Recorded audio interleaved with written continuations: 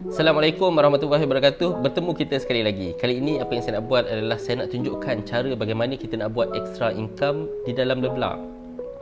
Banyak ejen-ejen yang bertemu dengan saya ataupun berkomunikasi dengan saya mengatakan mereka ada target tapi mereka tak tahu macam mana dia nak mencapai target tersebut. Jadi pada kali ini saya nak buatkan satu example, satu contoh yang sangat mudah supaya cik puan semua faham bagaimana kita dapat extra income yang Levla, dan kali ini saya akan tunjukkan macam mana kita nak buat RM1000 income bersih di dalam Levla. Saya percaya cik puan semua ada target masing-masing. Mungkin rasa RM1000 ni banyak, ada yang cakap kepada saya nak buat 500 sahaja. Namun begitu ada yang cakap nak buat 2000, ada yang kata nak buat 3000, ada yang nak buat 5 angka. InsyaAllah semuanya possible. Cuma kali ini saya tunjukkan bagaimana nak buat 1000, dan saya percaya sekiranya cik puan dah faham macam mana nak buat 1000, bagaimana nak buat 2000, 3000, 5000, 10000 dan akan datang, cik puan akan rasa sangat mudah. Sesi kali ini kita panggil dia sebagai magic number. Sebelum itu, saya nak demokan juga dulu bagaimana cik puan ingin mendapatkan maklumat-maklumat di Levla. Yang pertama adalah cik puan wajib ada Telegram. Seperti mana yang saya maklumkan sebelum ini, video sebelum ini, ada grup-grup Telegram yang cik puan perlu masuk. Kenapa? Sebab dekat grup-grup Telegram ni cik puan akan jumpa maklumat-maklumat yang cik puan perlukan. Jadi saya demokan kepada cik puan. Ini sebagai contoh adalah Telegram yang wajib cik puan masuk. Yang pertama adalah Levla HQ Update. Dekat Levla HQ Update, ini adalah tempat di mana cik puan akan mendapat maklumat-maklumat ataupun pengumuman-pengumuman daripada HQ. Contohnya adalah pengumuman promosi, update sistem baru, sale, promo, produk baru yang dikeluarkan, kontes-kontes. Kadang-kadang kita ada buat kontes sesama ejen.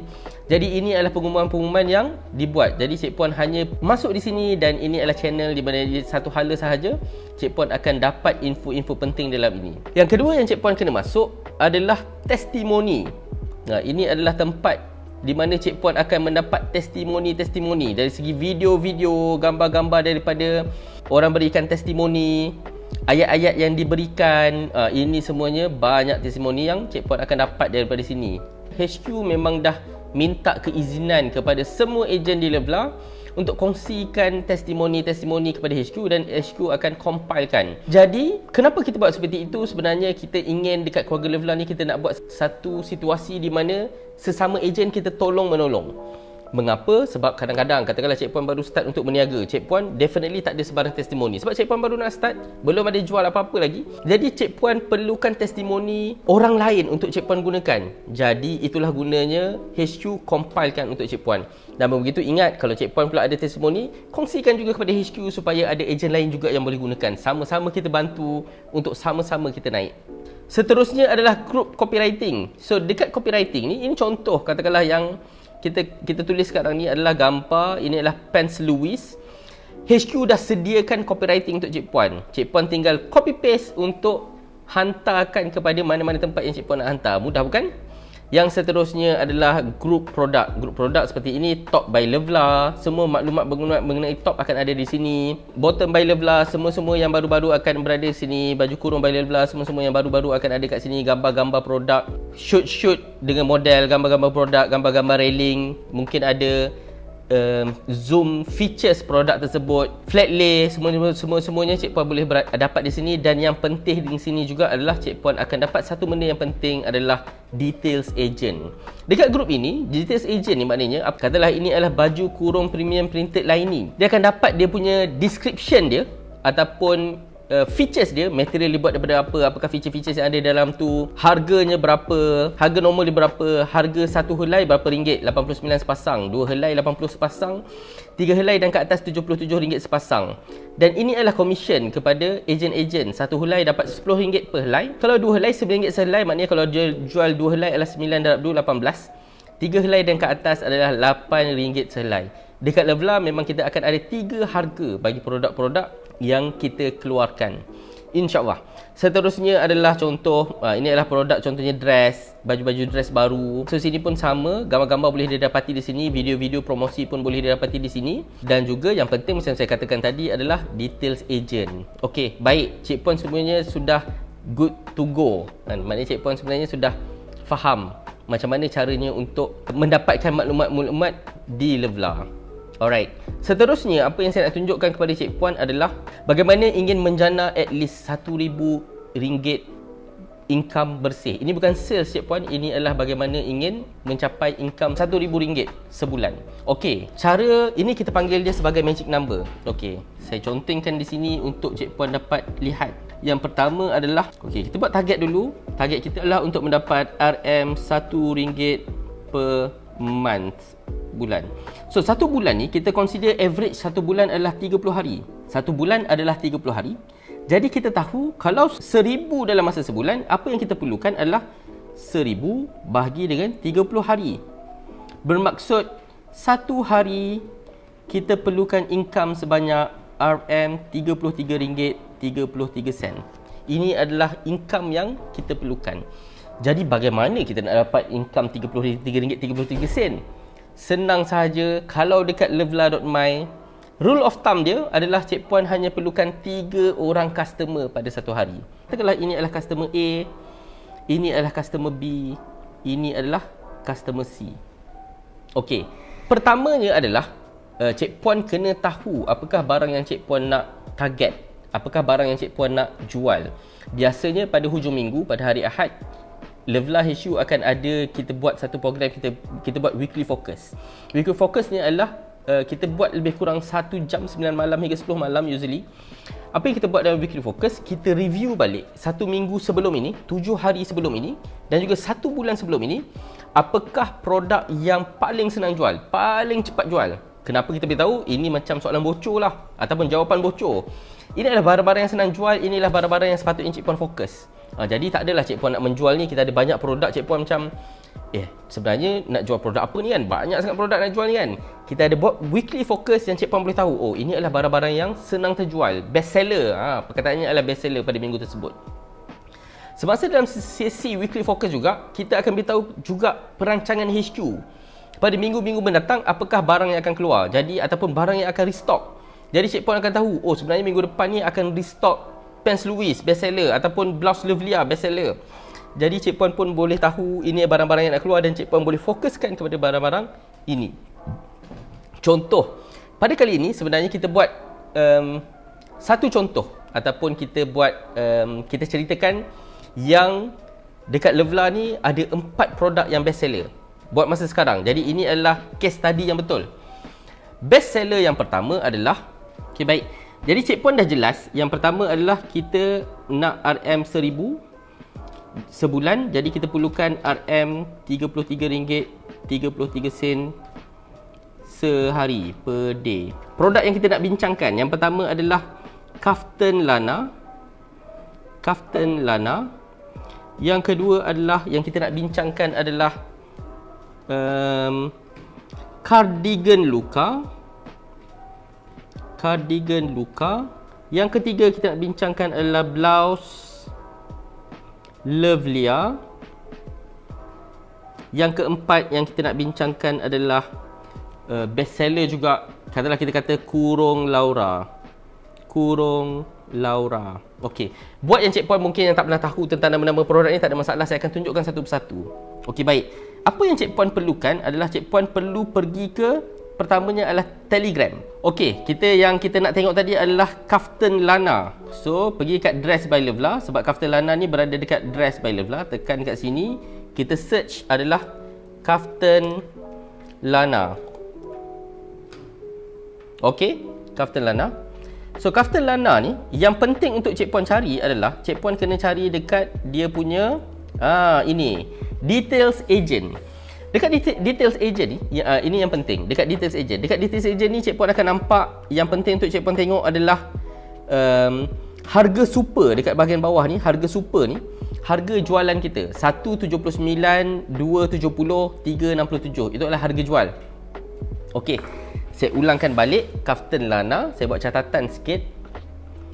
Kaftan lana, harganya adalah 79, 70, 67. Komisen dia adalah 15, 14, 13. Komisen yang kat bawah ni. Satu helai berapa, dua helai berapa, dua helai berapa, tiga helai berapa. 15, 14, 13. Okey, kita dapat untuk kaftan lana. Dan kita pergi ke, kita cakap tadi kita pergi ke top. kan, pergi kepada top. Kita nak search untuk cardigan Luka. Cari cardigan Luka. Cik Puan hanya perlu tahu dekat, okey, ini dia, details agent. Harga dia cardigan Luka, harganya adalah 49, 40, 37. Komisen adalah 987. Okey, ini ya. Harga satu helai 49, 2 40, 3 adalah 37 dan komisen adalah 987. Next kita nak tengok blouse Lovlia.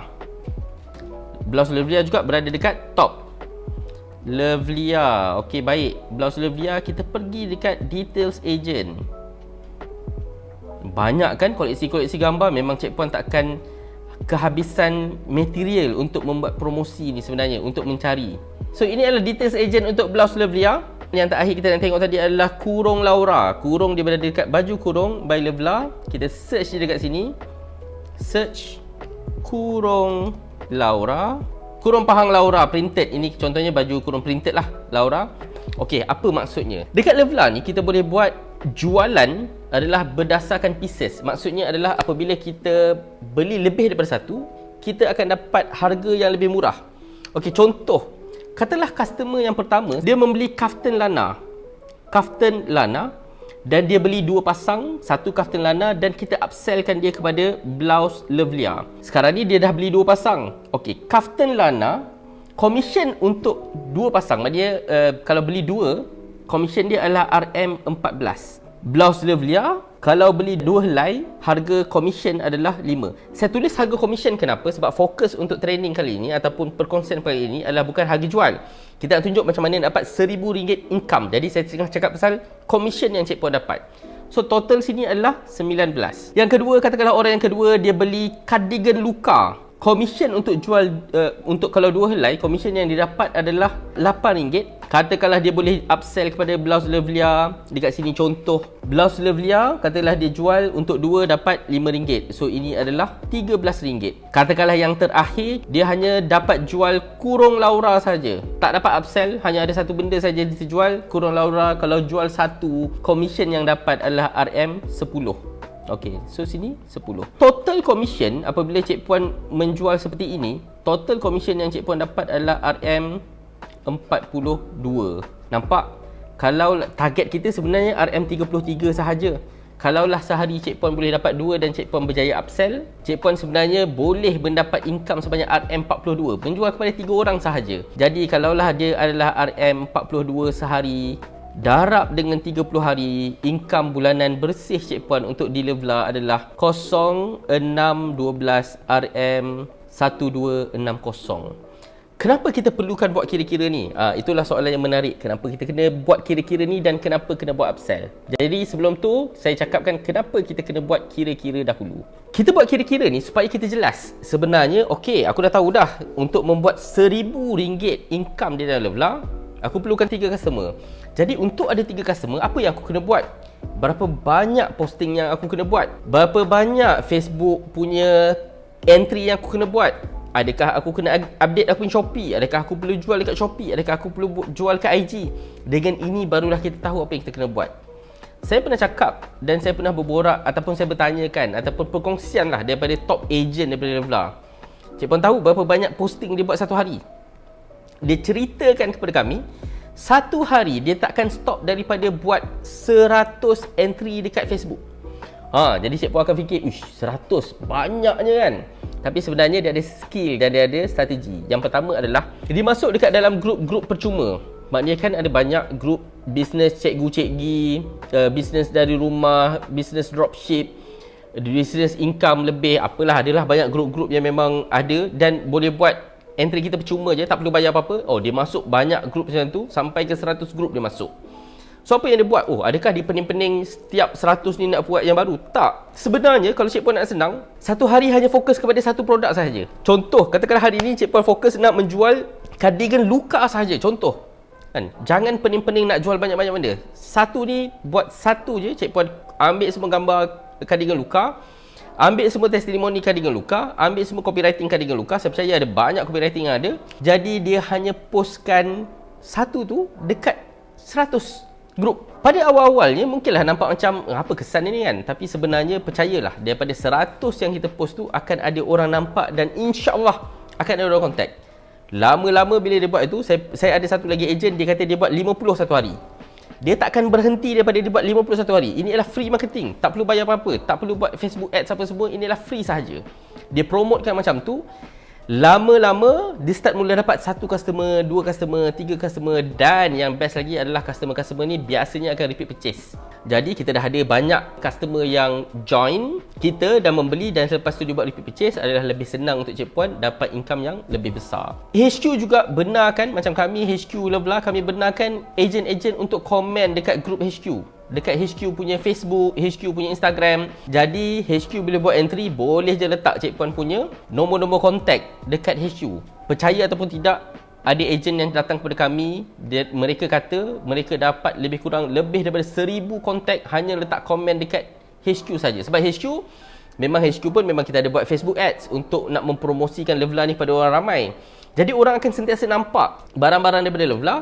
Jadi mereka masuk letak nama saja kat situ, letak kontak, letak link WhatsApp mereka sendiri, buat macam tu saja. Few months mereka dah boleh dapat 1000 potential customer. Kita panggil sebagai leads. Itulah sebenarnya yang peluang dan sepatutnya insya-Allah mudah untuk Cik Puan buat. So ini example kalau kita nak buat 1000. So penting untuk Cik Puan tahu, kalau tak jelas, kalau Cik Puan tak set berapakah income yang Cik Puan nak buat, Cik Puan tak boleh buat magic number ni.